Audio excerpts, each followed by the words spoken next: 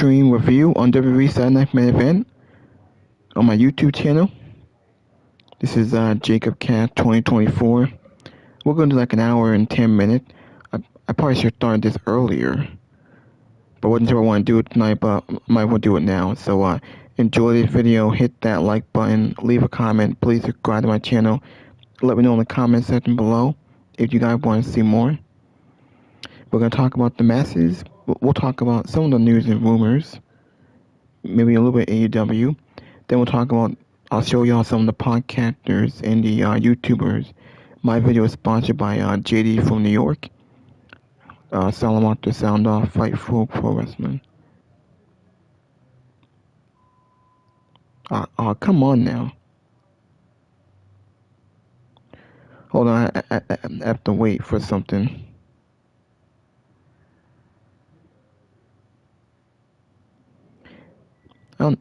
It had to be the damn connection, the damn network. Which I hate, by the way. It gets on my nerves. Come on now. So I can get into my review. Saturday Night Main Event was fine. It was a decent show. It wasn't anything bad. It was only 2 hours and only 4 matches. Only 4 matches on the card. The opener was Cody Rhodes and Jacob fought 2. I don't think the match got started. The match was a pre-match, so they brawled in the crowd, and then Drew McIntyre came out and beat up Cody and Jacob, and the match was just drawn out. I don't think the match ever took place. It was pretty much a no contest. But they did that, and they did that to protect Cody and fought 2, because now the guy can afford a pinfall or submission. They had to protect both guys. Drew McIntyre coming in, I guess he's still gonna go after Cody and Jacob for what we saw in the Steel Cage match a couple of weeks ago. And we did get the women's tag team title with Judgment Day against Io and Rhea. Pretty good match. Rhea and Io retained their titles because I think Raquel came out to help Liv and Roxanne. And then we saw Stephanie Valkyrie came out. She went after Raquel.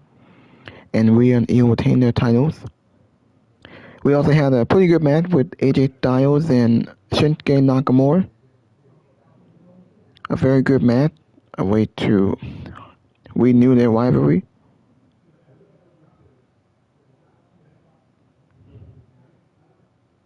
And then the main event, the Fatal 4-Way with Sami Zayn, Randy Orton, and Damian Priest and Trick Williams.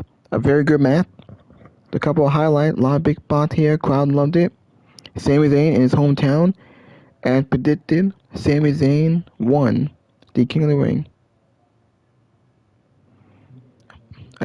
I said King of the Ring. I mean, he won the number of contenders, so he'll face Drew McIntyre for the WWE title at the Royal Rumble in Saudi Arabia.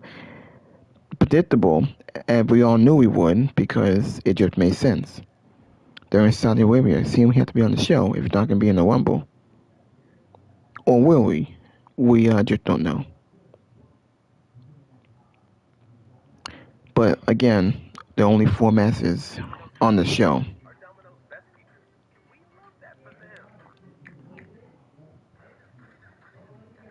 I'm about to show y'all some of the podcasters.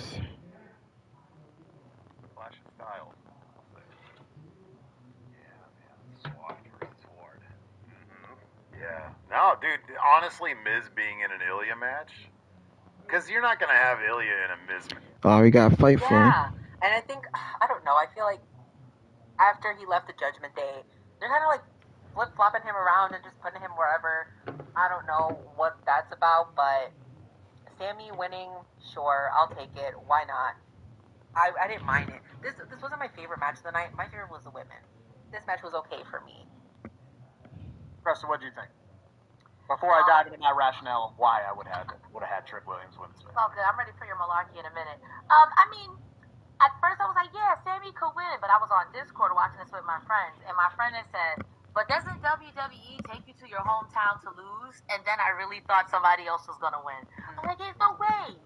They used to do that, and then Triple H took over. So that rule kind of went by the wayside. But WWE has certain archetypes for certain people. Sami and Cody are in their best when they're chasing that title. People love the Sami moment. People love the Cody moment. But unlike Cody, where it begins to wane, where people are like, get this good guy up out of here. He needs like a good, vicious adversary.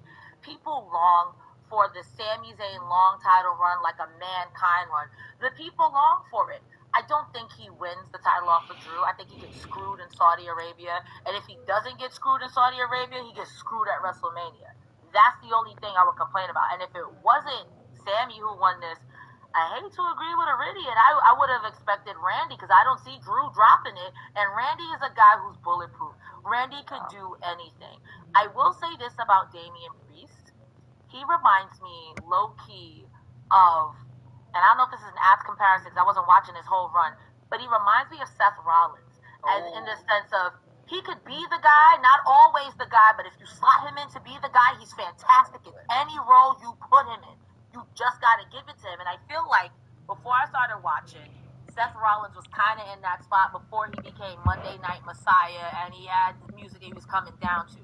So I think that it sucks because Damian Priest is fantastic, but you kind of forget about him because of his booking. They kind of put him in these things where it's whatever. But when you see him, it's like, hey, what are we doing with this guy? What are we doing with this guy?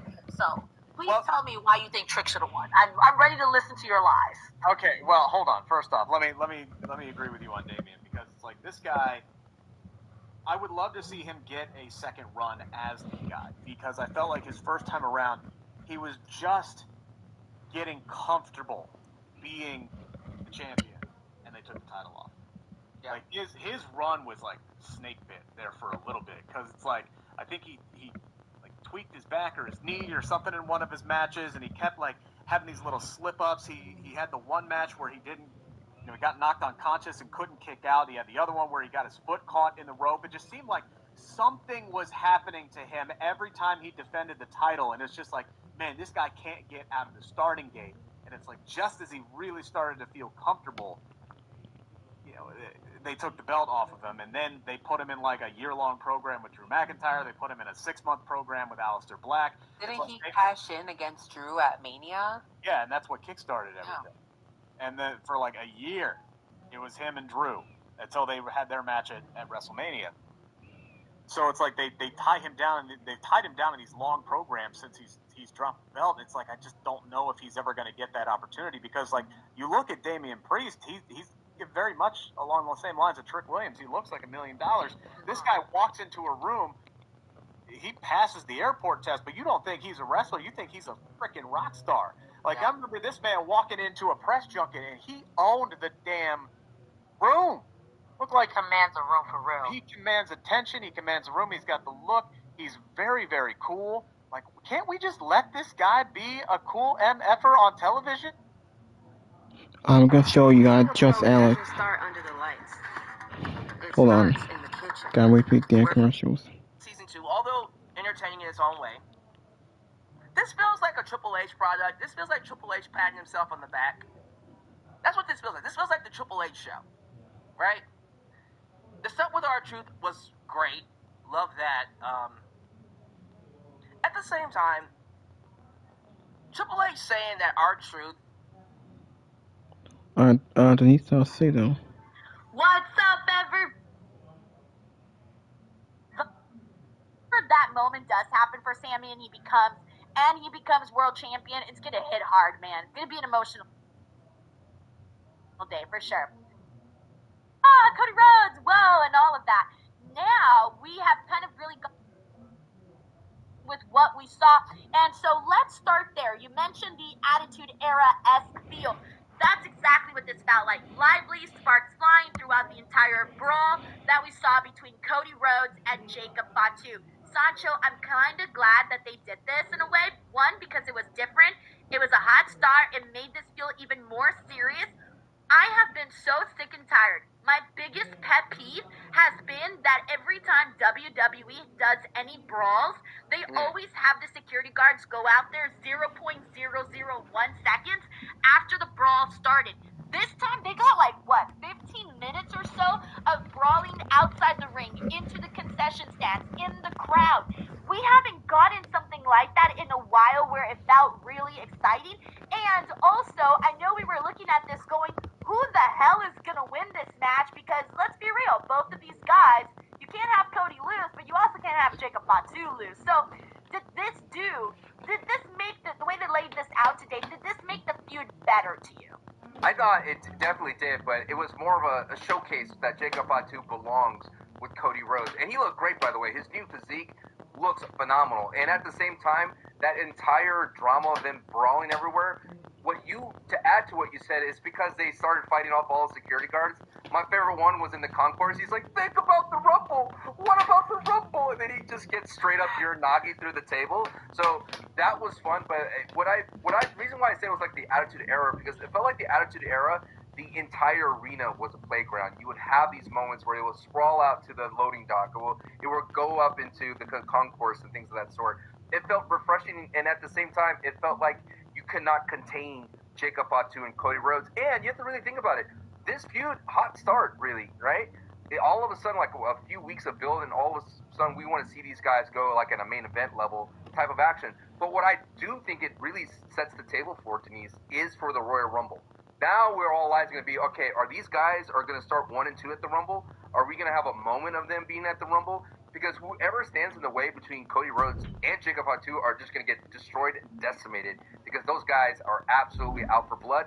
And the cherry on top was good old Drew McIntyre. Denise, I was like, man, we're kind of wasting the Saturday's main event not to have something for Drew to do. Like, what can we do for Drew to make him feel like he's an undisputed champion? Because he stole the championship away from Cody in the previous bout. Why not do something to add more power to Drew McIntyre? And I think they found a great avenue to do that without a match.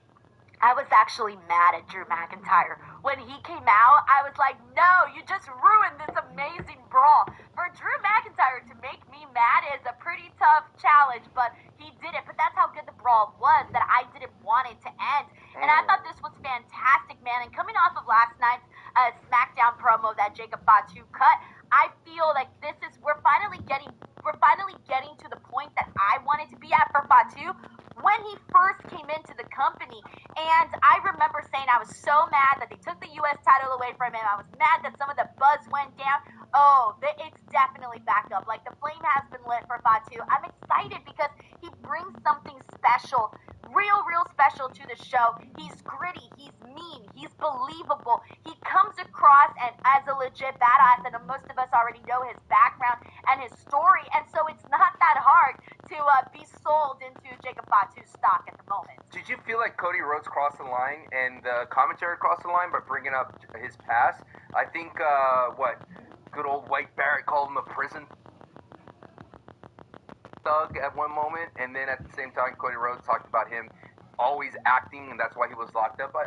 I know that it's a great line. It's an interesting line to cross into every now and then, and I feel like every wrestler who's going up against Jacob Fatu will do that, just like how everyone talks about Cody's dad.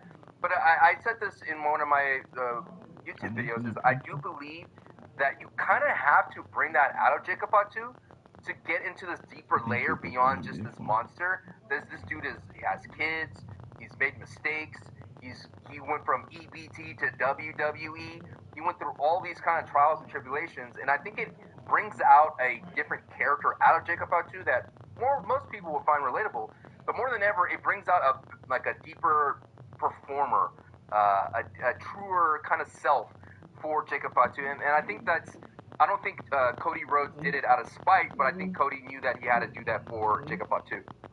He definitely is more relatable now. I feel it, and then with Cody Rhodes, I think Cody Rhodes, if we have a pool of being a heel, he's definitely, like, maybe kneecaps in already. He's getting deeper into being a heel, and I know for a while, I know all of last year, people were like, when's Cody going to be heel? When's it going to happen? And we were kind of thinking, we're still a little too far from that. He's still kind of WWE's golden boy, where everybody's buying his t-shirts and, Cody Rhodes, whoa, and all of that. Now, we have kind of really gotten into a place where the people are saying, we want something different from Cody. And the Drew McIntyre feud has really brought that out. And now, more than ever, I think Cody will, by the end of 2026, or maybe way sooner, be a legit heel on this show. Oh, that's bold. I'm excited. I want it though, Sancho. Come on, like, he was kind of being kind of a jerk when he was brought up Jacob Fatu's past, and he brought it up so quickly too. He didn't even let it simmer. He was just like, well, you're dumb and you were in jail. It felt like he was being righteous, Cody Rhodes, where I like, it's the same thing. I think he stepped on a rake when he did it, but I don't know. I don't think it came out of malice. I think he was just trying to get through Jacob Fatu. But that's an interesting point. I How don't about, see it. think about it this way, Sancho. If you were trying to tell me, hey man, I've been through hard times, and you're talking about, I know, hard times, baby, and you're talking about your troubled past and all of these things, and I behaved like Cody and kind of looked down on you, that makes me a heel. If you're a good guy, you would level. I would level with you, Sancho. I'd be like, you know what? Yes, you went through that, but hey man, I've also gone through hard times. I did this, and that. I went through this, and that. That to me is how a babyface would respond. But instead, he was like, he had that. Your actions, like you did not, you didn't make the right decisions. That's what that felt like. It felt like he was looking down on him. I see what you're saying. But this is interesting because I feel like Charlotte Flair tends to lean heel naturally because of her nepotism past. And I do feel like Cody could be that same way, but it's hard for me to see Cody as a heel because he literally came from getting kicked out of the WWE, moving all the way through everything, and becoming himself as the American Nightmare. It's just hard for me to buy. There's just too much money behind Cody Rhodes. You know what I mean? There's just too much. Well, what about the money for a heel Cody Rhodes? Oh, we saw what happened with John Cena. It wasn't yeah, but to be fair. fair, John Cena was a terrible heel. Okay, like he was out there being like, I'm breaking up with you, and you parents messed up your kids, and whatever else he said in the promo, and he was talking like this. 4 letters, 1 word. That's what I'm saying. So I don't know. I'm kind of locked in on the idea of Cody eventually turning heel now. More than ever. I wasn't before. I am now. We got a couple of super chats here. Let's get to them. We got let's see, we got Bob Ross Jr. Bob, thank you so much. He says, it's wild that Shinsuke Nakamura versus AJ had a better match tonight than they did at Mania 8 years ago. It shows that Vincent Kennedy McMahon was holding them back, says Bob Ross Jr. So this was a match that, coming off of it, a lot of people were saying, damn, this is a match of the year contender, primarily because of the context of it all. I thought the match was great. I thought the match was better than the work that they did in WWE. Obviously, we're not talking about New Japan or the stuff they did past, but specifically speaking for WWE World, this was definitely their best match for sure. But with all of that, the context of it all really is the most important part. Is, hey man, is AJ retiring? Is he not? Because if he is, then we're gonna look back at this and be like, oh shit, like this should have hit even harder. We should have been all up on our fields. But the ending of them, doing the fist bump, that steady shot of them both in the ring, that felt very, very memorable. Sancho, I put out a poll asking people if they think that AJ Styles is really retiring, and I was really hoping that people would slay me in a certain decision. The vote was 41% saying that he, hold on, I'm actually forgetting which one, whatever, it was 40, here we go, let me bring it up. So we had 1,500 votes. 41% were saying that he is not retiring. Hell no. However, 42% are saying, sadly, yes. So 41%, 42%, and then 17% of the people saying that they don't know. I just have to say, like, it does feel like when I was watching that match, it felt like, man, it's a bummer that the WWE had these guys for 10 years and they couldn't do more with them. Either individually or together as this pairing couple, as a feud. It feels like the WWE has not completely fumbled AJ and Nakamura, but it could have hit harder. To your point, and I think it's because Nakamura's booking hasn't been great lately. AJ Styles didn't really capitalize on his France phenomenal chant and all that. They didn't really push AJ to the moon. And you see these instances and flashes of brilliance from AJ Styles in the WWE, but it never kind of brings that momentum. And I kind of thought about this recently because I was like, why is it that it doesn't feel like AJ has a bigger deal like Cena, so to speak, even though they're both like monumental in the pro wrestling world? It's because AJ's not a WWE guy at the end of the day. He's AJ Styles, TNA, New Japan, and I do see him ending his career in the WWE here, but I don't think he's done wrestling. I know there's people You with, go like he towards the said shooter. previously, If you that he wait, doesn't see himself going beyond his WWE career, but I just feel like there's so much in the tank after watching that match against Nakamura that AJ could go longer, and I do believe he's found a perfect way most of to those put judges Gunther that over and heard kind of that get his body goodbye drop at the same time. Pierre Dondo. And it just felt like this match, Cody Rhodes at SmackDown, when there was kind of like, you're not here to tell me not to fight Gunther, felt like a goodbye for Cody. Cody was getting emotional in that little segment. It's just too much signs and red Defending flags, guilty. lack of a better term, that AJ's done with the WWE, but I don't think that's a bad thing. It's not the end of the road for AJ Styles in 2026. Well, there will I be see him circus continuing thing, on and we're going to be wrestling, there going for the beyond circus thing. We his all want to WWE address. career.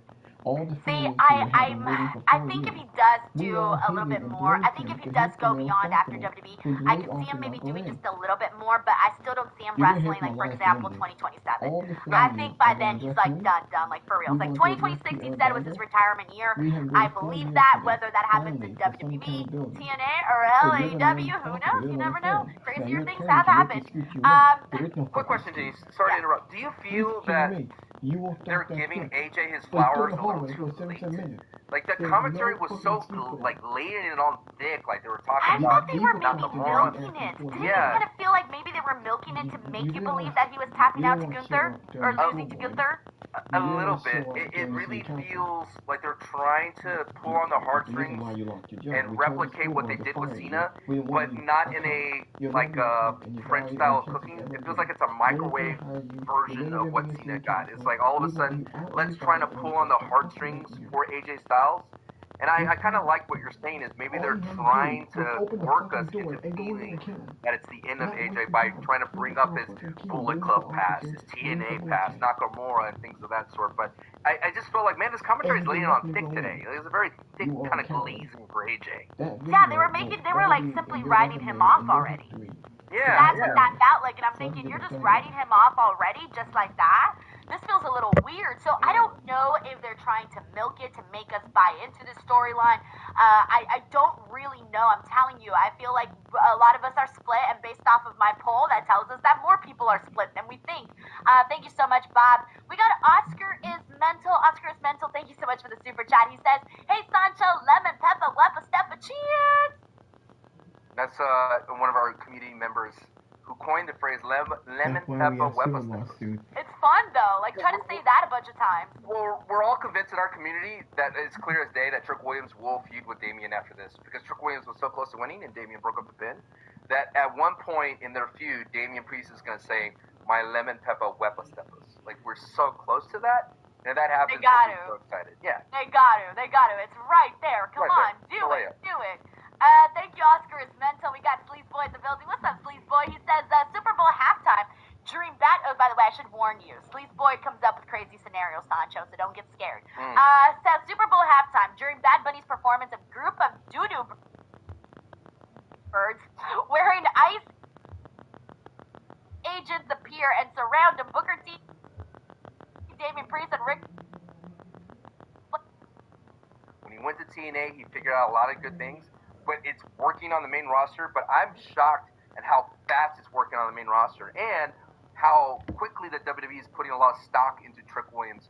Because that Saturday's main event, I was like, yes, Trick Williams is main event ready. I love that Trick looks scrappy in this. Yeah. Every single opportunity that he had to steal somebody's victory, he was right there. He was locked and loaded. He had eyes in the back of his head. He said, oh, that guy's about to get it. I'm going to go in there and I'm going to take this victory. And I like that because you're kind of in desperation mode. This is a fight. You've got to do anything possible to get the win. And I feel like that is what we saw out of Trick Williams. I thought he looked fantastic. At no point in this match did he ever look out of place. Yeah, and what worked really well is that when he looked like he was going to win, he was getting booed. And that's important for a heel. You want to get booed. Yeah, it's cool to get the cheers and be the cool heel, like Drew McIntyre.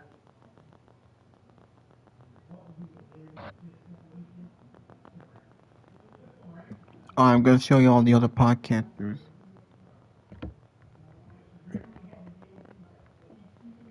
At Raising Cane's, we focus on making the most craveable chicken finger meals, getting them right every time. Here we go again. The big portion of the season. concludes, that's basically the first half hour of the show. Drew McIntyre is backstage, and Kathy Kelly asks why he did that. And he said he was making a statement to the roster and warns those that come for his belt what will happen to them. So a bit of a something. Here's match for the WWE Championship with the winner challenge.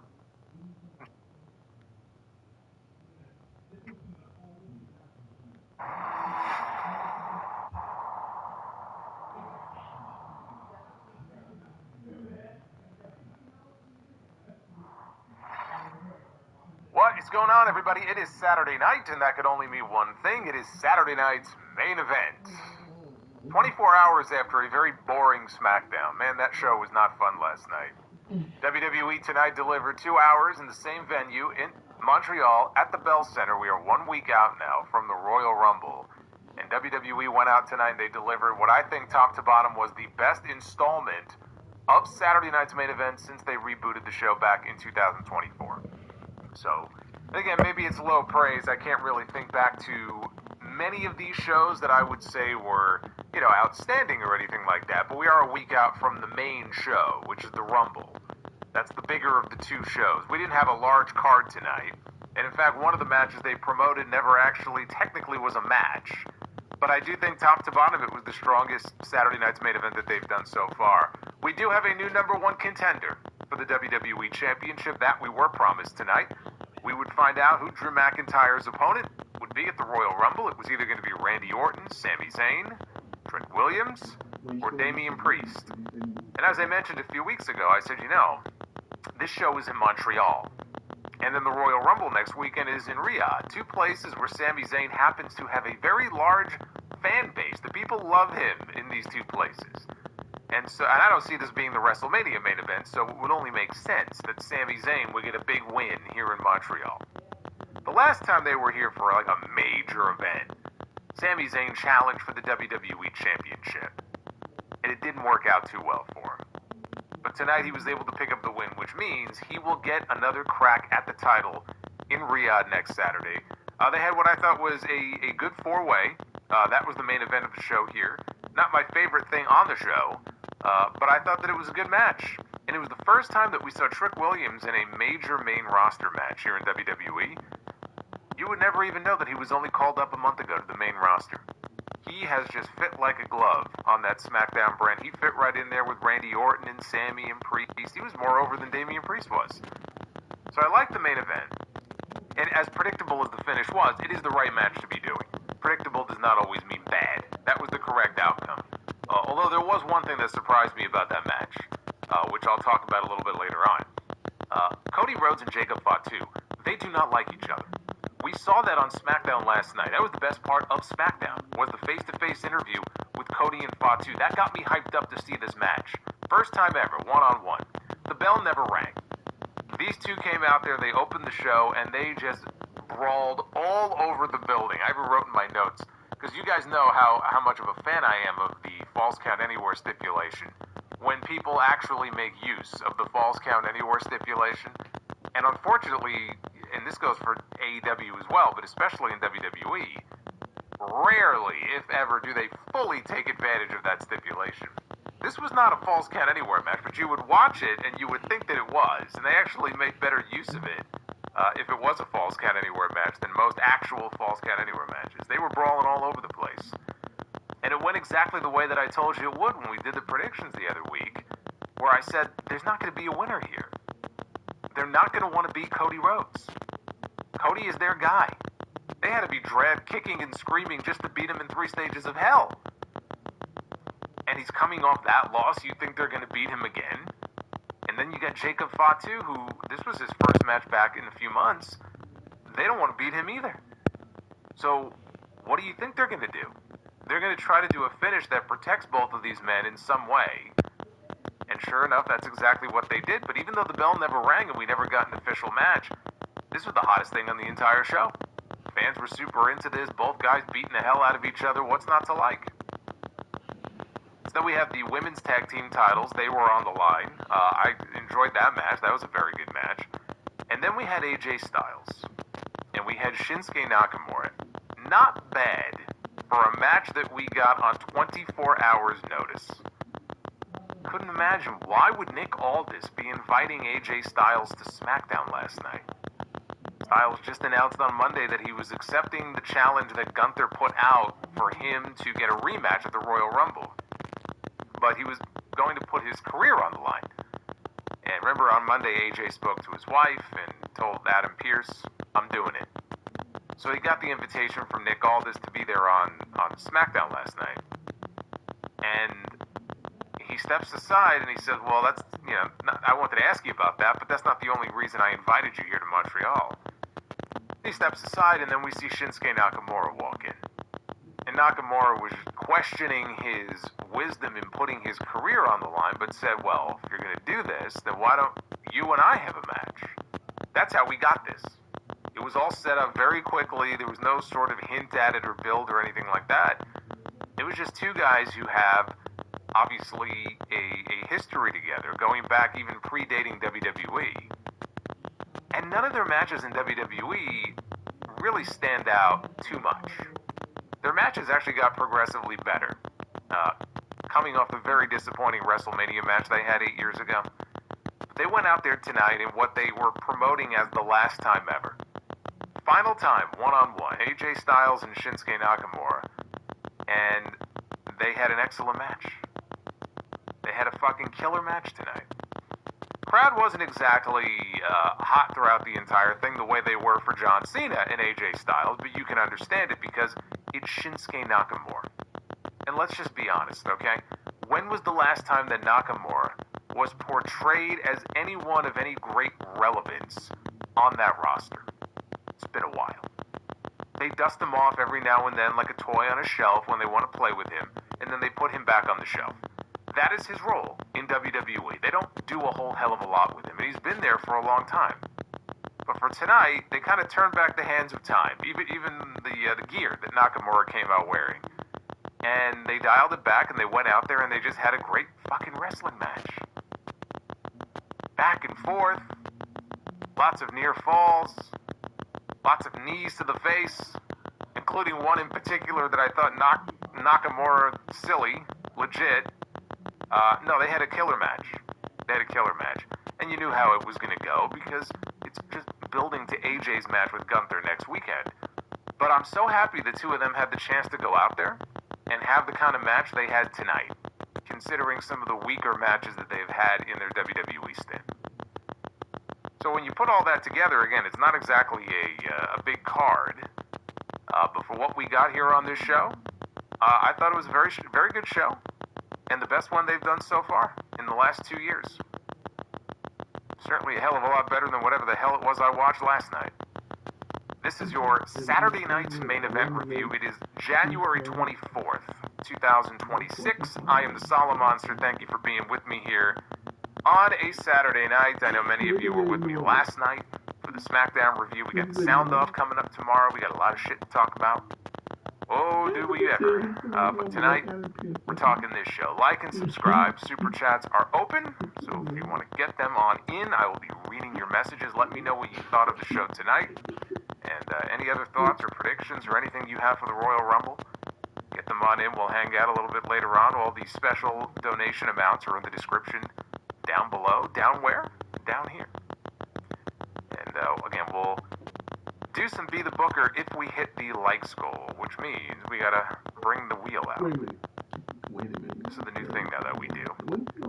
This will determine what the number of likes is, the minimum number of likes that we need live during the stream in order to do Be the Booker.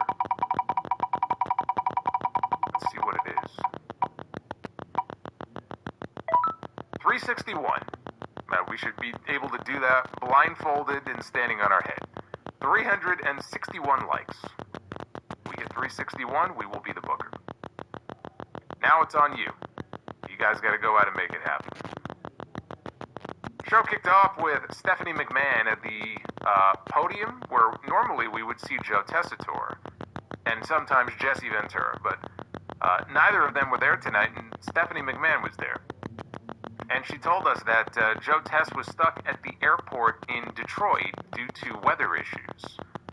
I think most people, unless you are all the way out west, are dealing with some severe weather issues. This weekend, in fact, here in New York, we're only a few hours away from the snow moving in. I don't even know what the projections are. I've heard, half a foot. I've heard as much as 16 inches of snow. I don't even know what to expect. I just know it's fucking cold outside. And whatever falls is going to freeze, and it's not going to go away for a while, so I know that. But wherever you are, in all seriousness, please just don't go out if you don't have to, but just stay safe. Because in some places, like, what they're predicting is ridiculous. And Stephanie here even said, like, outside, I guess, where they were in Montreal, it was -7. I think with a wind chill of -20. So, not good. But I'll be inside tomorrow recording the sound off. Hopefully my internet doesn't go down. So then she asked Montreal, "Are you ready?" He said this in English, and then she did it in French.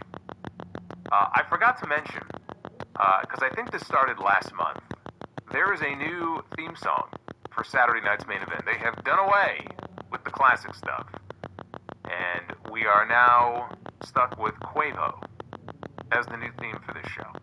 I think they have relegated Obsession to, like, some of the bumpers where they put, like, the preview graphics up. I think it's still in there, but it is no longer used as the intro for this show. So they're already starting to phase out some of the retro elements, which kind of sucks. Like the turnbuckles and all that kind of stuff. Now look, they have kept the red, white, and blue ring ropes, and they still have the old school Madison Square Garden microphones that drop from the ceiling when Lillian does her announcements. So they've kept some of the retro elements, but they're already phasing other aspects of it out. So they open with Cody Rhodes against Jacob Fatu. And we start with a shirtless Fatu. He is walking through the backstage area, cutting a promo on Cody as he makes his way through the back, through the gorilla position, out to the ring, and to a very strong reaction. I was asking the question last night, what should we expect as far as the reaction to Fatu compared to the reaction for Cody? I was figuring definitely more positive for Fatu than it would be for Cody. And that's pretty much the way that it worked out here. Cody entered next. He was wearing the skull mask that he wore to WrestleMania. More of a mixed reaction, mostly positive. It was mostly positive, but it was more of a mixed reaction.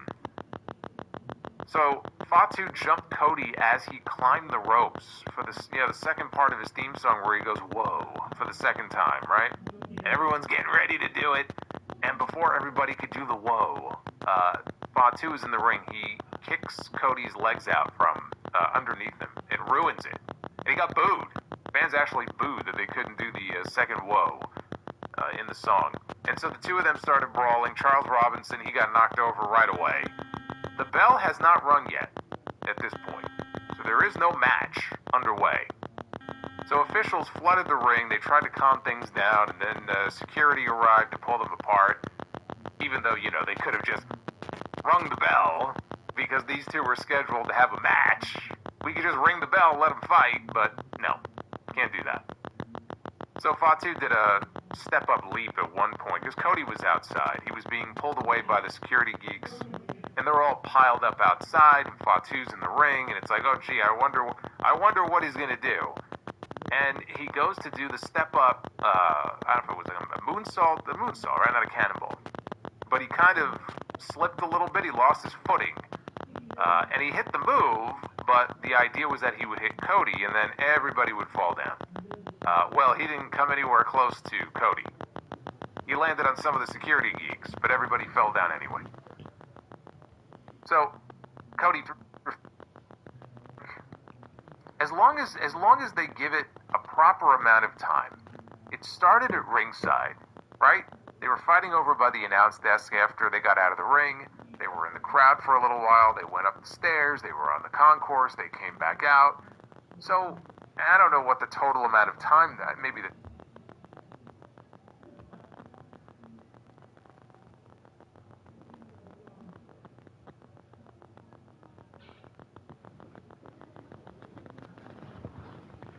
came back out. So, I don't know what the total amount of time that, maybe this was, I don't know, 12 minutes.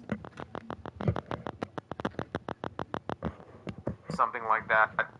Would I have liked to have seen an actual proper match between them that would have gone 15 minutes? Yes. And I hope we get it. And rolled out to the floor. Io tagged in with a prone Liv Morgan. Been wrestled. Nakamura did, because again, they had some disappointing matches in WWE. I have, in all the times that I saw John Cena and AJ Styles one-on-one against each other in the ring, disappointing or underwhelming, those are not words I would use to describe any of their matches. They delivered every single time. Turns to the ring and he breaks. Joseph Stewart, back with us again for another night. Joseph, I hope you're having a good Saturday. It's not going to be... It's easy for the screen to steal our time. Less can free you to find more. Start of the bell.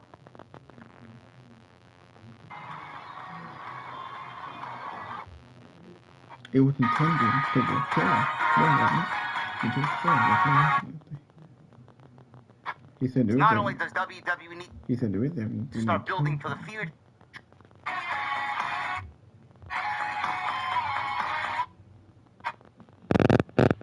unbelievable at what he does in Jacob Fatu. And then you got Cody Rhodes, who I've always deemed one of the best in-ring storytellers of the modern era. He's great. No matter what you think of Cody Rhodes, or how he carries himself, or how WWE has taken the plunger and shoved Cody Rhodes down our throats the past several years, he is the guy, he is their face, the ace, but he also is one of the best storytellers in all of pro wrestling. So I was looking forward to the dynamic that these two guys were going to create tonight. I didn't really think it would result in a non-match. Although WWE kind of, I don't want to say lowballed us, but they certainly pulled a trick or a card out of their sleeve tonight. And they gave us a Jacob Fatu and Cody Rhodes quote-unquote match that never really got started. The bell never sounded, and we never really got those guys in the ring physically wrestling in between the ring. It was all over the arena. It was a big brawl. It started the show off very hot and very chaotic, and it ended up being a no contest. The match never even got started, so no winner was declared. Some of you might be disappointed with that. I didn't really look at it as, oh man, I'm disappointed. This shit sucks. How could WWE do that? One of the notions going around was, well, who wins? Does Cody win, or does Jacob Fatu win? Jacob Fatu just came back to WWE programming on January 9th. This was the first time we've seen him in a month and a half, almost 2 months. WWE took him off TV because he needed dental surgery. He comes back, and the rumor is he's got some major plans in 2026. They're gonna take him and they're gonna shoot him right to the top of the card, because not only does WWE need to start building for the future, and Jacob Fatu is very much a part of that future, SmackDown desperately needs fresh, top new guys at the top of the card. And Jacob Fatu certainly fits that bill. Fatu was not losing his first match back since late November. It was never going to happen. Cody Rhodes just lost the WWE Championship inside of 3 stages of hell stipulation to Drew McIntyre. They were not going to beat Cody Rhodes twice. If you're lucky you got Cody Rhodes dropping the title to begin with, which I was told was a very last-minute decision. So coming into this, there was no real winner and no real outcome, except the one that you got tonight. Now, the show did start off very chaotic. They brawled all over the arena. They brawled around ringside. They brawled in the mezzanine. They brawled in the crowd. And then it was ultimately stopped by Drew McIntyre, who came out there and asserted his dominance as the WWE champion. Drew McIntyre came out and he basically focused his attention on Sami Zayn, because that's where the match was always going to go into the Royal Rumble. But Cody Rhodes has been making, comments that he wants the WWE Championship back, and He's blaming Jacob Fatu for that. And Drew McIntyre has also been kind of laying it into Cody Rhodes. He put a picture of himself that he labeled the real American dream last night on Friday Night SmackDown. He's been telling Cody Rhodes that he's not getting a rematch, and the only way he gets the title back is if he starts from the bottom, which means he's got to enter the Royal Rumble and somehow, some way win it for a third straight year in a row, which I hope is not the case. I don't think that will end up being the case. I do genuinely think that Roman Reigns is going to win the Royal Rumble. But Drew McIntyre has been kind of low-blowing Cody Rhodes, but also at the same time kind of throwing it in Sami Zayn's face as well. He came out there and asserted his dominance as the WWE champion and basically laid both guys out. He's the guy. He's the man. He's the champion. He's going to do anything he can to stop this Jacob Fatu and Cody Rhodes freight train coming at him. WWE went about it the right way. Neither guy could have afforded a loss. But what this does now, and the angle that they shot tonight, the non-match that they gave us tonight, the non-winner and non-outcome that they gave us tonight, it certainly opens up a nice little box of possibilities. Now, this is definitely going to make their inclusion in the Royal Rumble a lot more interesting, because we never got a winner. And I'm assuming Cody Rhodes and Jacob Fatu will be there at the end of the Royal Rumble in some way, shape, or form. I do think, if I'm WWE, and they really want to play this shit up, and they really want to throw the unpredictability card at us, WWE, if I'm Drew McIntyre, and I'm going to Nick Aldis, I'm going to WWE, and I am not doing anything out of the ordinary. I'm just bringing Nick Aldis factual information. I don't know if WWE is thinking along these lines, but Drew McIntyre is a very snarky, very kind of slimy heel. But he's also a heel that kind of surrounds himself in truth. He's not wrong, but he definitely has a case to be made here if he wants to run with it. WWE had suspended Drew McIntyre and had Drew McIntyre forced to apologize to a referee after a Claymore kick. He also had to pay a fine, and all of this was brought to his attention, and he had to do all this to get back to WWE television as a bargaining chip to get back to television and get Cody Rhodes one-on-one for the WWE Championship. If I'm Drew McIntyre, I'm going right to Nick Aldis. I'm having Cody Rhodes fined and suspended. I'm having Jacob Fatu fined and suspended. And I'm having Jacob Fatu and Cody Rhodes both pulled from the Royal Rumble. Why should they be on television? If I'm Drew McIntyre and I'm looking at this, why should they be on television? Why should they not suffer the same fate and the same punishment as Drew McIntyre? Breaking. According to GHF, Gaza Humanitarian Foundation, an Israeli strike kills... Not going to go through the same thing after they just did something worse than what Drew McIntyre did. So, I'm not sure if WWE is going to play up that story, but it certainly could come up, and knowing Drew McIntyre, he's not going to let that one slide. So I'm just throwing that out there. Now, none of that could happen. Cody Rhodes could win the Royal Rumble. I hope not. Jacob Fatu could certainly win the Royal Rumble. I would not mind that. Neither one of them could win the Royal Rumble, and we'll see them in the Elimination Chamber. I'm not sure what direction WWE is going to go there. This could also lead to Cody Rhodes and Roman Reigns, Part 3. I don't want to leave that off the table because that's certainly very much still on the table. This could be a gateway into Cody and Roman 3. Fatu is a part of the family. This may be something that Cody deals with now, something that happens in the Royal Rumble, something there could transpire between all of these guys, including Roman, and then this is a gateway to Cody and Roman 3 at the Royal Rumble. How we get there, or at WrestleMania, from the Royal Rumble on. I don't know how we get there, but it certainly could be a gateway. It's not off the table yet, even after reports that they've moved away from it. It's still very much in play.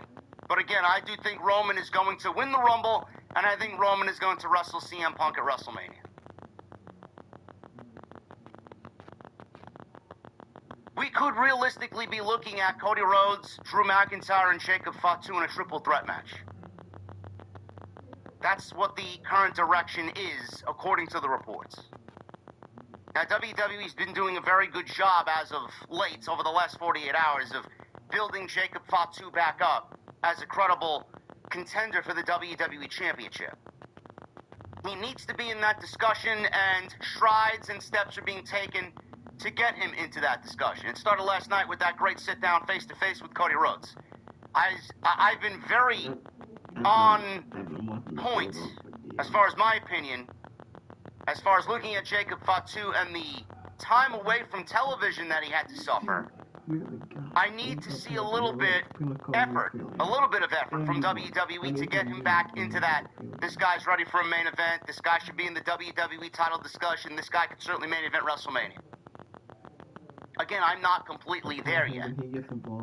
After last night, it moved me a little bit closer to saying that and wanting that. After tonight, again, it moved me a little bit more forward in wanting that and seeing that. Jacob Fatu looks incredible. If you guys saw him tonight, he's in the best shape of his fucking career.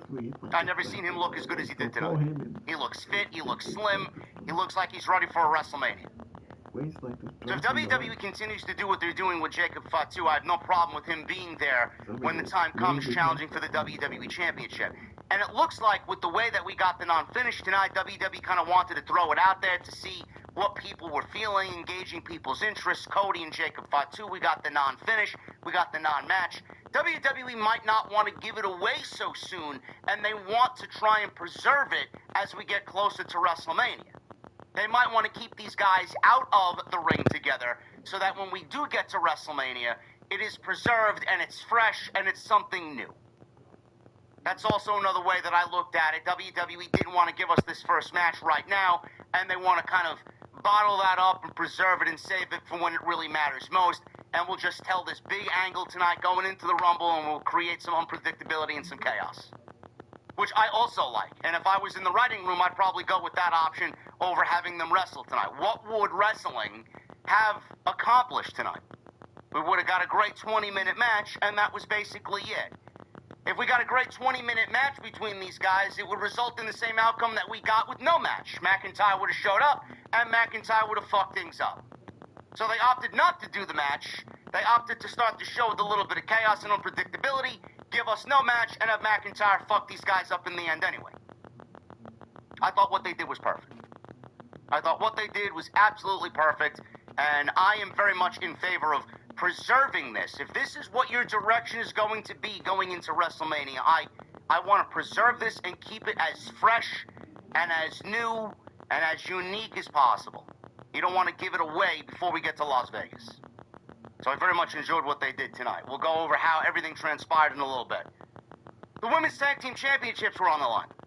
Io Sky, Rhea Ripley against Liv Morgan and Liv Morgan, not Raquel Rodriguez, she was there, but Liv Morgan and Roxanne Perez of the Judgment Day. They were the challengers here. Liv and Roxanne were against Rhea and Io.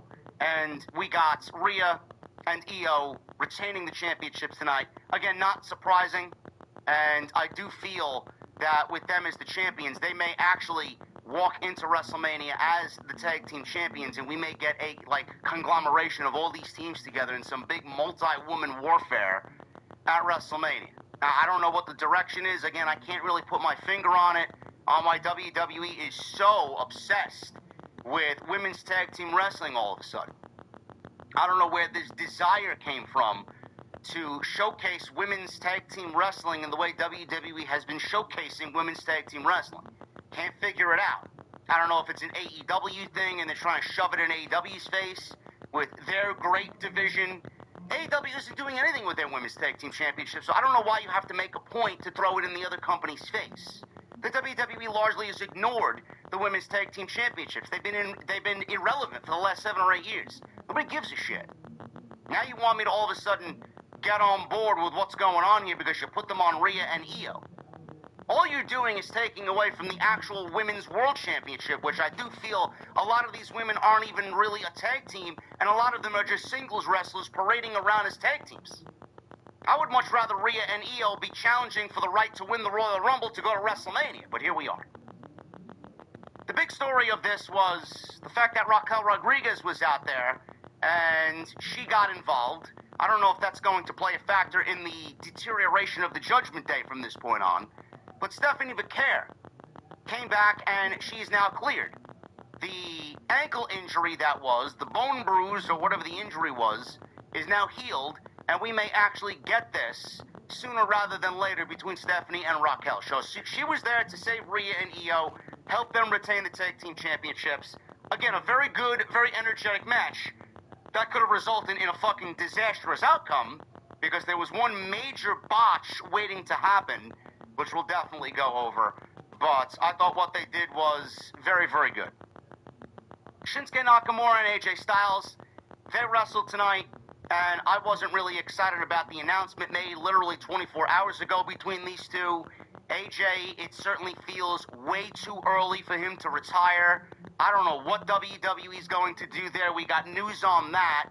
Maybe WWE has a backup plan as far as AJ and Gunther goes so that we don't have to see AJ retire at the Royal Rumble. I don't know what's going on, but AJ and Nakamura, they delivered a very good wrestling match. Probably Nakamura's best match in fucking years. And they went out there and produced a better match than they did at WrestleMania 34 for the WWE Championship. Nothing was on the line here. And they produced a better match than they did than the one that they wrestled at for WrestleMania 34. So, that was a very good match. Again, nothing really on the line, nothing tangible there, nothing of substance, but it was a great pro wrestling match. And then Sami Zayn won the number one contenders fatal four-way. He's going to the Royal Rumble to challenge Drew McIntyre for the world title. We'll go over that. Montreal was very happy. I'm surprised how we got the ending. I thought Sami was going to pin Trick. He ended up pinning Damian, which was a surprise. Not that I'm really sitting here opposing the ending. I just thought with the back and forth we got with Trick Williams and Randy Orton and Trick Williams and Sami Zayn that I do think WWE, or I did think rather, that WWE was going to find a way to humble Trick Williams at the end, but they ended up pinning Damian Priest and Sami Zayn's going to the Royal Rumble. All in all, this was a very good Saturday night's main event, and I do think that it was the best Saturday night's main event from an in-ring perspective that we've seen in the last few ones at least. But I thought tonight was an enjoyable 2 hours. We're going to go over it tonight right here on Off the Script. This is your Saturday night's main event post-show for January 24th, 2026. You guys are great. I'm not looking forward to the snow, though.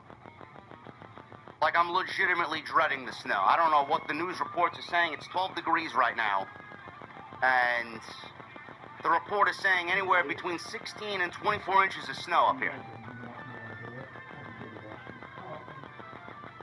I hate the winter, man. I am genuinely envious and jealous of everybody that lives in a warm climate right now. It's awful. This is legitimately the worst time of the year. It's dark, it's fucking cold, it's depressing. It is getting darker later, though, which, I mean, slowly but surely we'll be getting back to normal.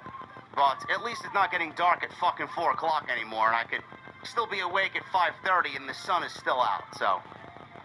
Hopefully you guys are safe, hopefully you guys got enough food stocked, you got some things to do. I know I'll probably be on Arc Raiders tomorrow, just wasting the day away with my lattes and some work here, the usual, but I hope you guys are safe and you got something planned for tomorrow, man. It's supposed to be a fucking disaster outside, so I'm hoping it's not as bad as what they're reporting. I genuinely hope I wake up and there's no snow, which that would be great. I don't think that's gonna happen, but hopefully you guys are safe and you got some nice homebound activities ready to go. Thank you for joining me tonight. Tonight we're sponsored by Turtle Beach, turtlebeach.com/scripts. They are with us all week. And if you guys need any gaming peripherals, controllers, headsets, you name it, Xbox, PlayStation 5, Nintendo Switch, and the Switch 2, Turtle Beach has got you covered.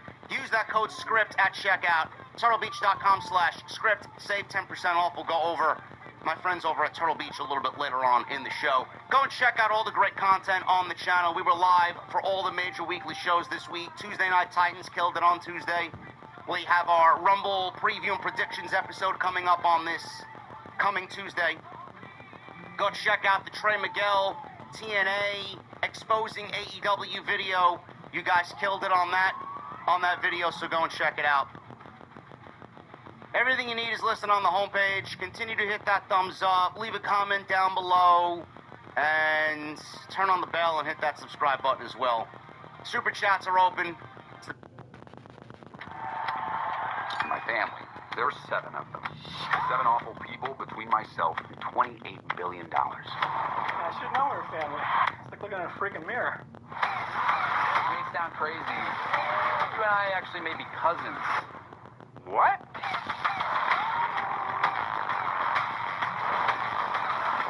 Who are you? I'm Beckett. I wonder who's next.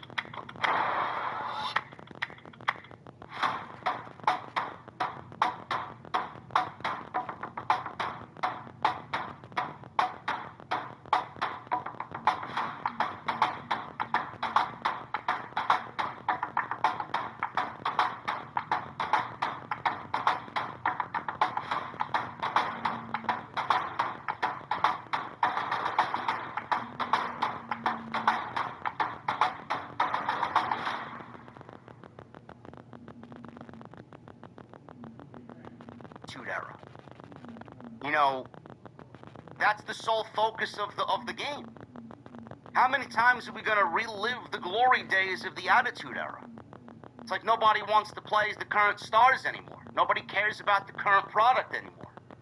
The product is so fucking cold and there's nothing interesting going on with today's talent and today's product that you gotta go back and relive the fucking Attitude Era all over again on a game that they barely change on a year-to-year basis. Then you got content creators and influencers fucking glazing the shit out of this thing, and there's nothing different. And then the game ends up dying in 6 fucking months.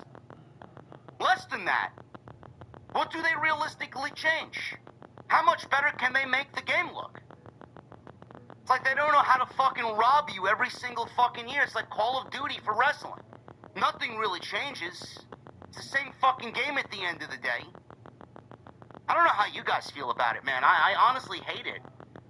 I honestly hate it. The commercialization and the corporate fucking greed of everything is just becoming so obnoxious and just offensive. It's just right in your face. Why can't you take one fucking game and build upon it year over year and add to an existing game instead of putting something else out? Like, I would buy one game and gladly pay for a fucking $30, whatever, year over year just to fucking update the game. They're asking for $130 fucking dollars for a brand new edition, all because they got Hulk Hogan and the NWO and Eric Bischoff and the Monday Night Wars on the cover. I don't know, man. I don't know. It's just very sad. Nothing is the same anymore. Nothing feels genuine. Nothing feels the same anymore. Felt that way about Call of Duty, man. Basically, Black Ops 7 is Black Ops 6. Black Ops 7 plays a lot better than Black Ops 6 because Black Ops 6 was terrible, so they had to fix the game going into the new year. But they basically charged you for a huge DLC at full price. That's what they did. And that's exactly what they're doing. They're charging you for DLC editions, and they're asking you to pay for a complete full-price game year over year. I don't understand that. I don't know how people fall for it, but I stopped buying WWE 2K games. Nothing is different about them. The controls are clunky. The mechanics are fucking... It's as stiff as fucking anything, man. I feel like I'm moving underwater. I move so slow. Nothing is fluid. That's where AEW fucked up. I genuinely feel that's where AEW fucked up. AEW had the right model for their video game, and they fucking failed. They didn't put any promotion behind it. They didn't put any energy into it. They gave you a bare bones product, and they got bare bones results. That's the way that they should have went. The old games are still fucking classic today, and they did nothing to enhance anything about what we loved about those games to begin with. They thought they could get away with nostalgia and nostalgia only, and they had nobody with a thought, nobody with a brain to really take it to the next level. They thought they could sell it and get away with it basically by having the same engine and then putting nothing into it. And then plus the AW product is fucking absolute dog shit nowadays. Who wants to even support the company with the way that they act and the product that they're putting on television? They don't give you a reason to care about their talent either. WWE's not giving you a reason to care about their talent, and that's why they're asking you to go back and play as fucking Kevin Nash and Scott Hall.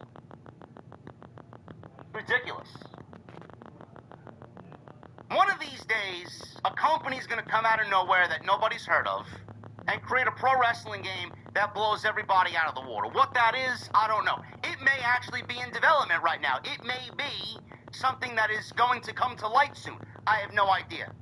Someone guide me in the right direction. I would love to play a brand new pro wrestling game and kind of get lost in it and feel what I did back in the day.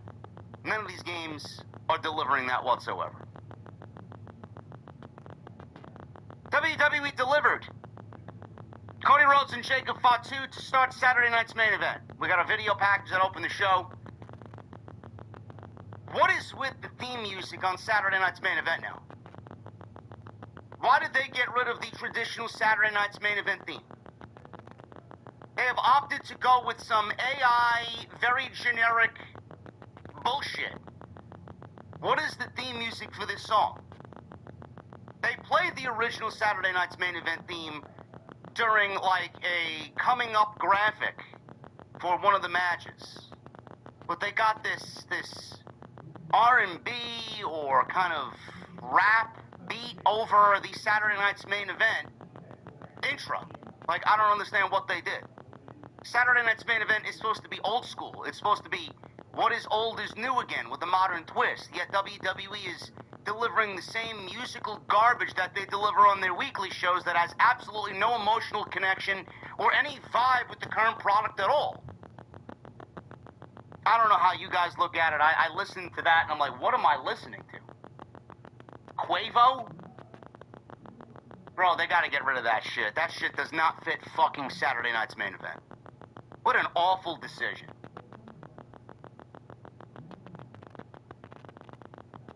So we got Cody Rhodes and Jacob Fatu opening the show. Joe Tessitore was supposed to host this with Stephanie McMahon. Joe Tessitore got grounded in Detroit due to inclement weather, and Stephanie McMahon was talking about it being minus 7 degrees outside, and if you threw a bucket of water outside, it would legitimately turn into dust. That's how cold it is outside. I'm genuinely curious if she actually went to go do that science experiment herself outside. I'd love to see that. I'd actually love to see that most of the WWE weekly television that we get. But we got Cody Rhodes and Jacob Fatu to open the show. Jacob Fatu looked incredible. I know you guys watched along with me tonight. He looked fucking great. He looked in the best shape of his career. He's trim, he's slim, he almost looks like he's ready to go an hour in the Royal Rumble. He's ready to be in the WrestleMania main event. Good for him. So Fatu, he is walking through the backstage and he's cutting his promo. I love that about Jacob Fatu. He just lets everybody just kind of in onto who he is and what he's thinking before he goes out there. I think Jacob Fatu's got one of the better presentations in WWE. Cody Rhodes comes out, big ovation. He's wearing his really obnoxious looking big skull mask helmet. And Cody is walking down the aisle. Fatu jumped Rhodes as he climbed into the ring. So he gets on the top turnbuckle and he's ready to do his whoa with the audience in Montreal. And Fatu attacks him as he jumps on the top rope during his entrance, and the two guys start brawling. So the referee was knocked over right away. The bell hasn't even rung yet. So we got no referee. These guys are brawling all over the ring. Officials quickly flood the ringside area, try to calm it down for what happened here. Security then arrived and started pulling these guys apart, and they were already well into fighting anyway. So Fatu went into the offense early here, and he leapt off the ring post, taking out Cody. He took out officials and security. Now, he did like a springboard backflip. He jumped from one rope to the next and then a moonsault out to the outside. Again, Jacob Fatu does things that a lot of people on this roster just don't do. So to see a 250-pound guy doing that type of shit, springboarding like a luchador into a fucking moonsault off the top rope, I mean, it's physically impressive to see, and it gives you a glimpse as to why WWE might want him in the WrestleMania main event, because that shit's gonna get over. So he does this springboard leap off the ring post, taking out the security, officials, and Cody Rhodes. Rhodes got to his feet, and then they start brawling up the ramp. Rhodes threw Fatu back into the ring, and he clotheslined him immediately back outside after he threw him back into the ring. Rhodes landed a suicide dive. He jumps onto the announce desk. He starts posing. He clears the desk. Fatu tried to get out through the crowd. Rhodes followed, and then he starts brawling with Fatu into the crowd. Fatu backdropped Rhodes onto the concrete. Rhodes got up. He tossed him into some road cases. Fatu then takes Rhodes and dumps him into the lower bowl seating, and they fight up the steps to the concessions area. So now they're where you buy popcorn and merchandise, and they're on the concessions part of the building. Rhodes starts throwing some garbage cans at all of the officials and all of the referees that are following this chaos. So he threw some garbage cans. Jamie Noble is there, one of the senior officials, senior producers of WWE. He starts begging them to stop. Fatu starts choking Cody, and a security guard who got in the way, I don't know who this guy was, probably some local independent talent. This guy got fucking blasted with a chokeslam through the merchandise table, and Fatu took out this geek. Rhodes fought back, and the fight moved back into the arena, back into the audience. They brought back down the steps, with Fatu taking Cody Rhodes and legitimately bending his body around the guardrails in the audience. So they made their way back to the floor. There is a ton of security guards out there now, and they're all just kind of waving their hands, and they're not really doing much to stop these two guys. They climbed onto two boxes. So Cody and Fatu are standing on some production crates, and we get a security guard. So, you probably think this is just another appliance commercial, right? That's like saying Warrendale Appliance is just another appliance store. So how come the other guys don't offer you up to 50% off their appliances this January, huh? Yes, all January long, you can save up to 50% off on select appliances throughout the store. A sale like this can only happen at Warrendale Appliance stores in Boston and Waltham. It's the appliance sale of the year, only from your friends at Warrendale Appliance, 170 High Street in Waltham, or at 781 Center Street, Boston. Warrendale Appliance. Having one of those busy days, living the dream. I could use a set of hands. This place is always crazy, but you were in excellent hands.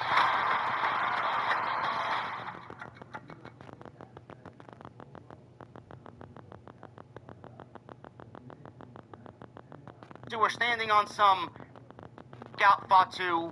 He takes out Fatu and then power bombs Cody Rhodes off of the boxes and through the table.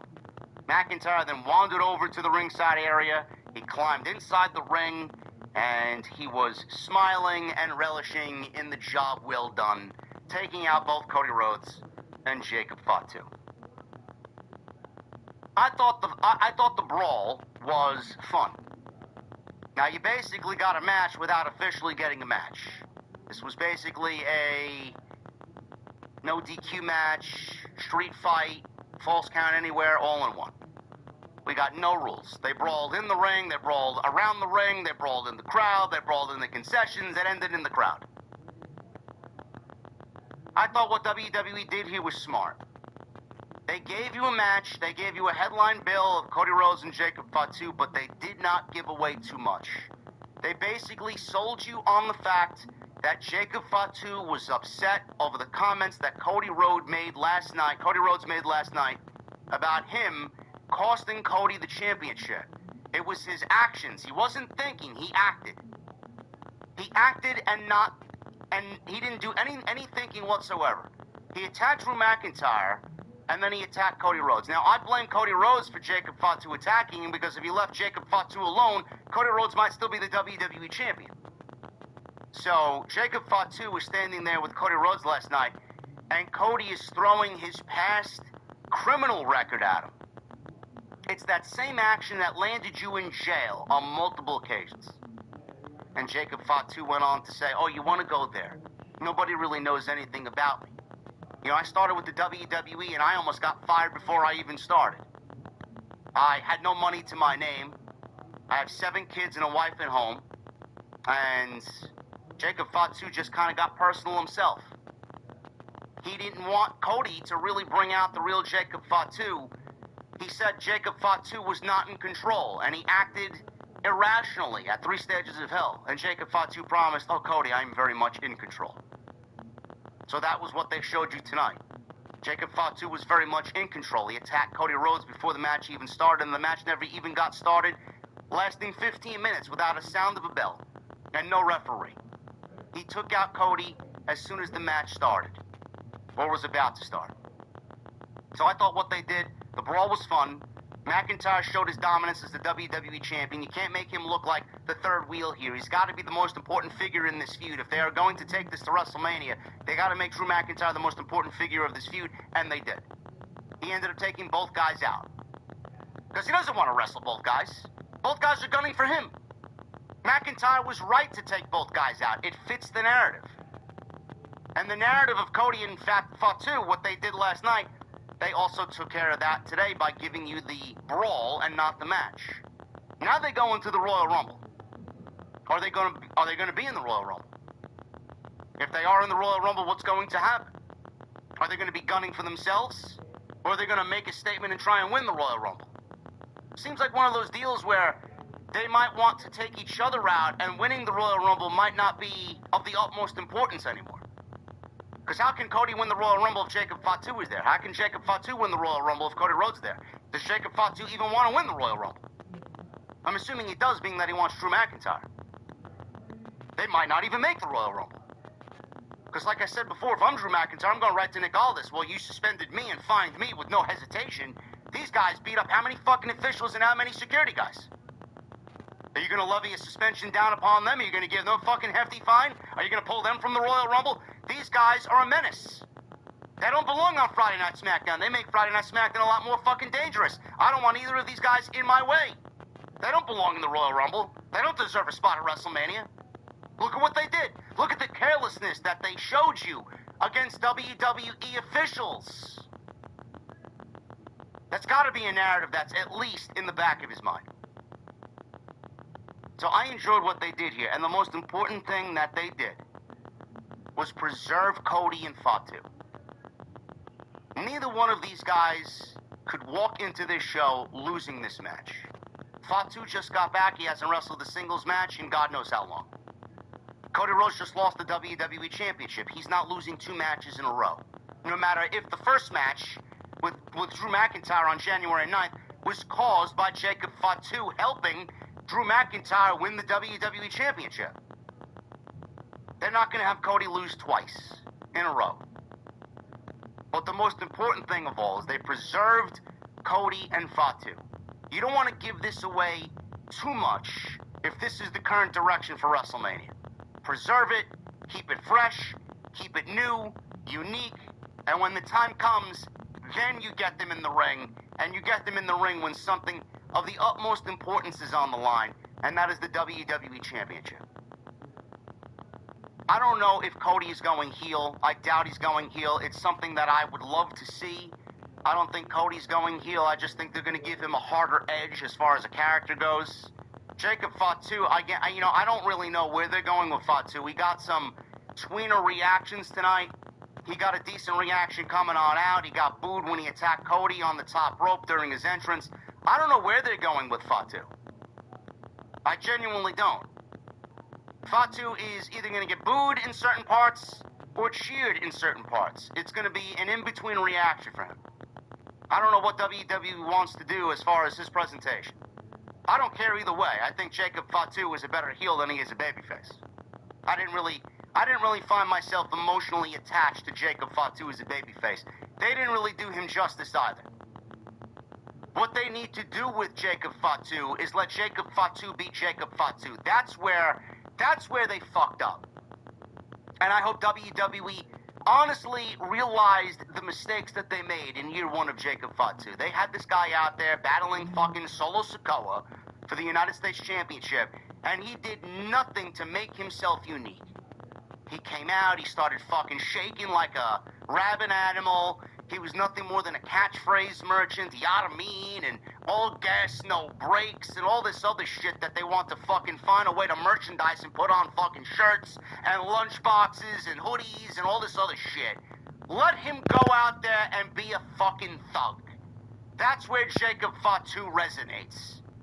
Let him go out there and be a fucking savage animal. That's where Jacob Fatu is going to resonate. That's what we saw tonight. Do not stray from that. Do not. That's the Jacob Fatu that fans are going to become emotionally invested in. The more you make this guy artificial and the more you make him a fucking manufactured product of the WWE machine, his special feeling is not going to be special anymore. WWE, hopefully, because the last 48 hours have given me a little bit of hope. At least in the last 48 hours, WWE has given him that clear direction. Like, you're going to go out there and be Jacob Fatu. Just be Jacob Fatu.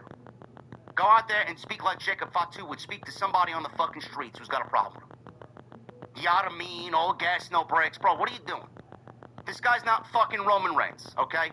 Have him go out. It's like they were treating him like big dog Roman Reigns.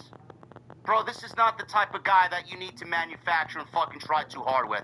You got a winner in Jacob Fatu who's just walks in and fucking commands attention. You legitimately don't need to do anything else.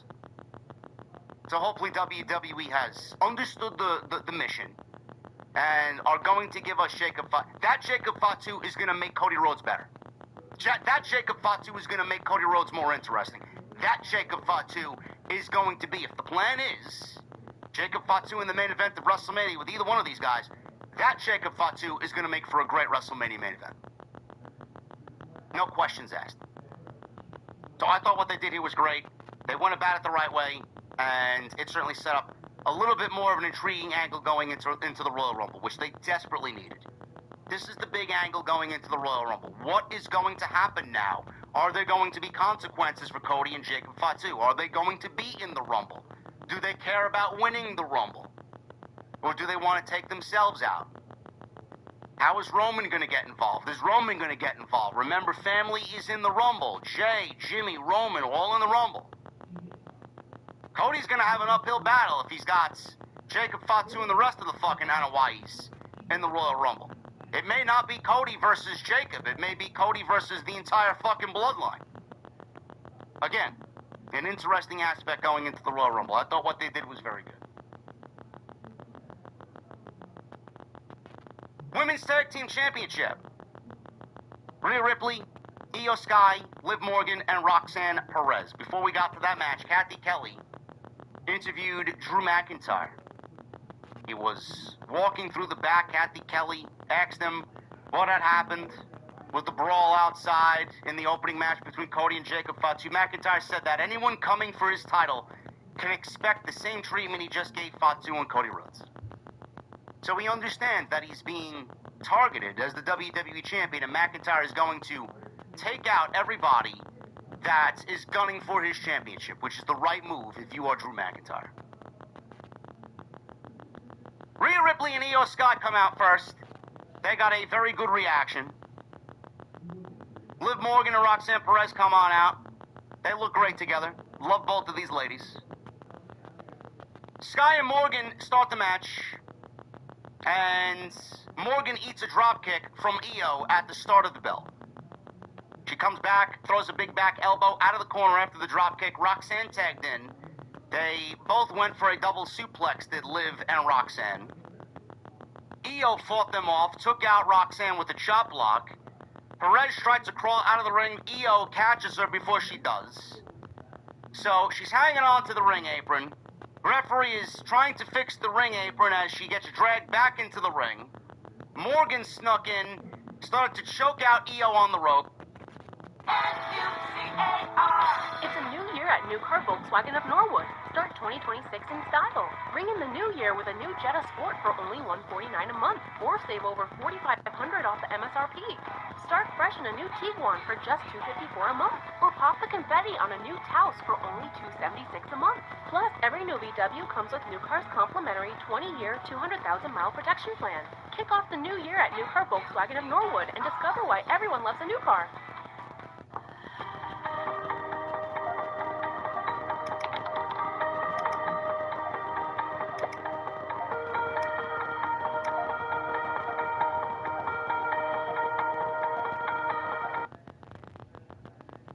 Out at multiple hot tags made. So Rhea Ripley gets a hot tag and Liv Morgan gets a hot tag. So they are reliving their rivalry from only a year ago here. Rhea comes in and she immediately takes out Liv Morgan.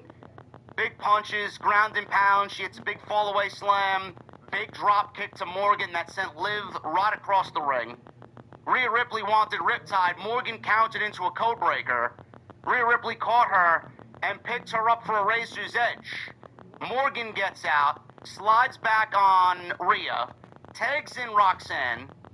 She headbutted Morgan and then dropped a big boot right into Roxanne's face. So Rhea Ripley ended up dragging Perez up to the turnbuckle. Perez fights back and Morgan grabbed a blind tag here without Rhea Ripley knowing. She ran across the ring to knock Io off the apron so Io wouldn't get involved. Perez countered Ripley into a head scissors from the top rope, and Morgan then hit a code breaker, which Rhea Ripley kicked out at it too. So some nice double team offense here by the Judgment Day ladies. Morgan and Ripley stay legal. Ripley getting Morgan up and landing a razor's edge. Sky comes off the top rope with a missile dropkick. Perez snuck by Ripley and broke up the pin. Perez, she went around with a head scissor and planted Rhea Ripley head first with the head scissor. So Io tags back in. Morgan's in the corner. She charged and got ready for the bullet train. Morgan dodged it, hit a spinning crucifix for a 2 count. So Ripley's on the outside now. Perez and Morgan double-teamed Io until she starts fighting back to take out Liv Morgan. Roxanne Perez went for a sunset bomb. Io countered with a kick to the face. So Io goes up top for over the moonsault. Perez got her feet up, hits pop rocks. Perez goes for a cover, and Io kicked out at 2.75. Now, legitimately, this was the botch that could have been ultimately disastrous. So it was on this spot where Io went up top for over the moonsault. Perez got her feet up. Io popped up. Pop rocks followed by Roxanne. And she went for a cover. Now, from what I watched, Rhea was supposed to slide in and break up the cover. Now, I don't know what had happened there in the meantime, but the referee looked like he held his hand up and did not want to count the 3 because he knew that wasn't the ending of the match, but he realized that Rhea Ripley was late in getting in the ring and breaking up the cover. Thank God Io had the wherewithal and the IQ to kick out, knowing that Rhea Ripley wasn't anywhere to be found. Or maybe I'm completely off and what happened is exactly what was supposed to happen. But it looked like to me the referee was trying his hardest to not count 3. Like he knew. Like it should have been a 3. Io was very late in kicking out. And the referee was not gonna come down with that 3 count. It just looked very weird. It looked very weird. So if you're watching this, you could honestly say that Liv Morgan and Roxanne Perez almost got screwed out of the fucking titles because that referee, it looked like he blatantly held up his count. Honestly. So after that, Ripley came back and kicked Perez. She headbutted her and then hit a riptide. She tagged in Io, who wanted to go for over the moonsault, and she hits it. But before the referee could count to 3, Raquel Perez arrived and dumped Rhea Ripley on him. So this was a great spot. So she hits over the moonsault, and Rhea Ripley's in the ring playing defense, looking for Liv Morgan, so if Liv Morgan comes on in, she can come in and deflect Liv Morgan. But the thing is, Raquel Rodriguez came out of nowhere, and Rhea Ripley standing right in front of the pinfall. Raquel Rodriguez pulls Rhea Ripley, trips her up, Rhea Ripley falls on top of the pin, breaking up the cover. this was a great spot. So we saw Raquel Rodriguez out there, and she's now involved. So Raquel arrived. She dragged Io to the outside for a powerbomb, which she nailed, and it looked like it fucking sucked for Io. And then all of a sudden, Stephanie Vickers' music hit. She hits the ringside area. She runs down to the ring, so she's miraculously healed from her ankle injury. And she takes out Rodriguez with a kick over the barricade and then a splash, crossbody splash off the barricade onto Raquel, into the crowd. Back in the ring with Raquel now taken out of the equation, Perez tried to steal a pin on Io because of this chaos on the outside. Io kicked out. Perez tags in Morgan, who wanted Oblivion. Rhea Ripley blind tagged in and nailed her with the Riptide before stacking her up and getting the 1-2-3 to retain the title.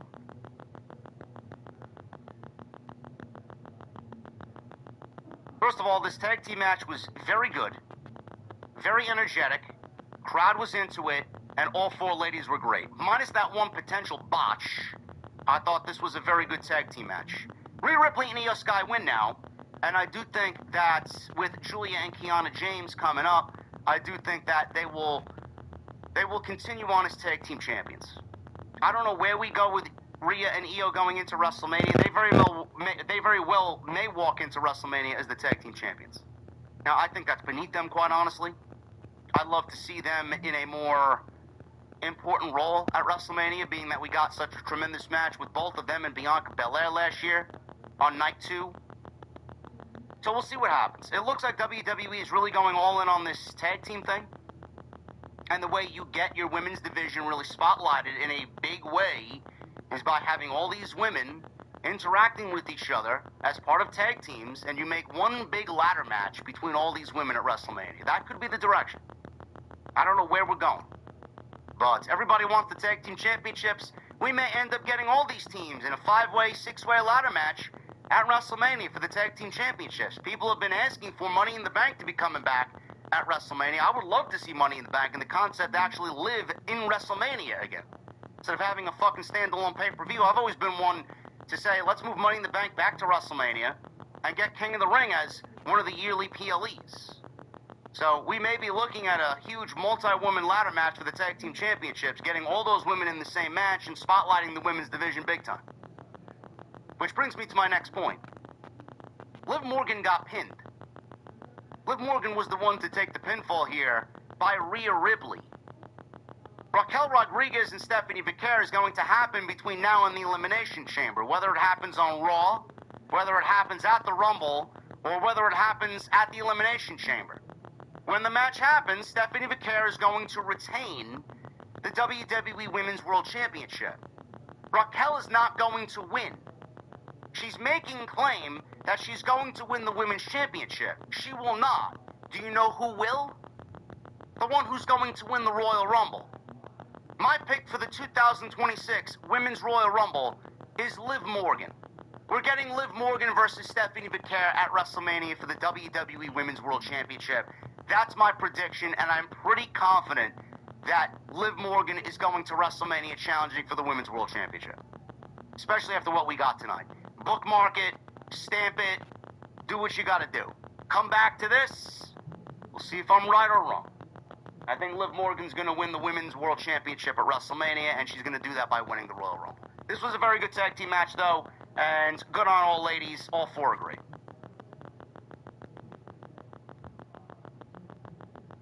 AJ Styles. He went one-on-one with Shinsuke Nakamura.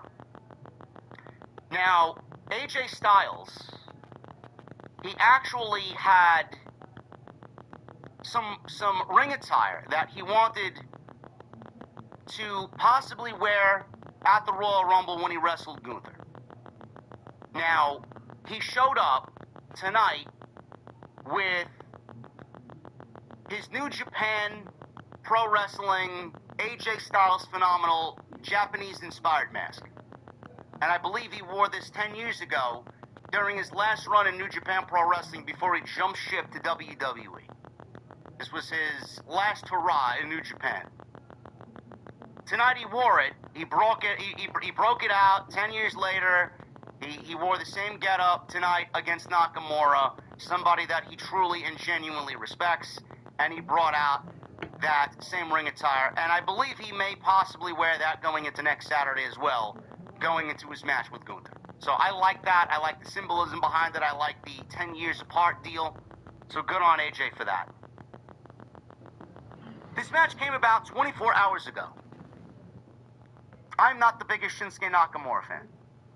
I think WWE largely has wasted Shinsuke Nakamura. The only time Shinsuke Nakamura felt relevant in WWE was when he first burst onto the scene for NXT Black and Gold.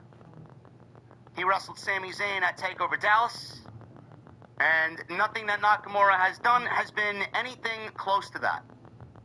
Nakamura made the main roster, and they basically buried him and fed him to Jinder Mahal, something that he is still struggling overcoming today.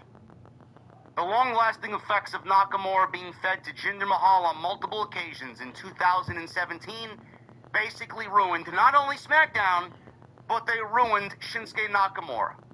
9 years later, and the guy is still suffering the Jinder Mahal effect. He has not felt relevant at all. But JD, he won a Royal Rumble. It doesn't matter if he won 5 Royal Rumbles. It doesn't matter if he challenged AJ Styles for the WWE Championship at WrestleMania 34.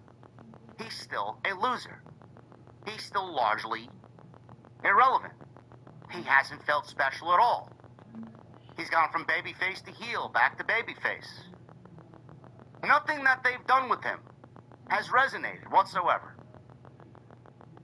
So, for whatever reason, Nakamura showed up tonight, dusted off the cobwebs, and delivered the best match that he probably has delivered. Progress is a process. Pushing ahead, pulling back. Then suddenly, machines... Probably, no. Can you even look back at some of the great matches that Nakamura had on television? When was the last truly great near banger match that Nakamura has had? Outside the Sami Zayn match, what was the one match that you looked at with Shinsuke Nakamura that you can go back and say, this is a match that defines his WWE career? I can't bring myself to even think about it. Is there one? I don't even think there is. Maybe you guys see it differently. Sami Zayn. That's it. That's basically it. There's legitimately nothing else. If Gunther loses at the Rumble, you instantly wipe away everything that he did by beating John Cena. You throw a huge fucking fuck you to John Cena. John Cena put over Gunther on December 13th. You don't take that and immediately, the first PLE of the year, give it right back to somebody else in AJ Styles. That's not the way this was supposed to work out.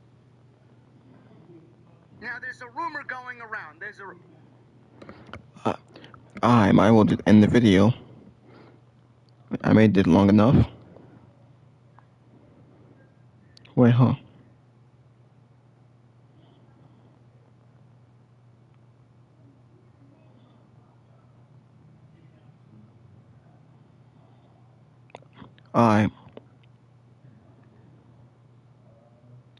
I will just stop the video until next time. I'll see y'all later.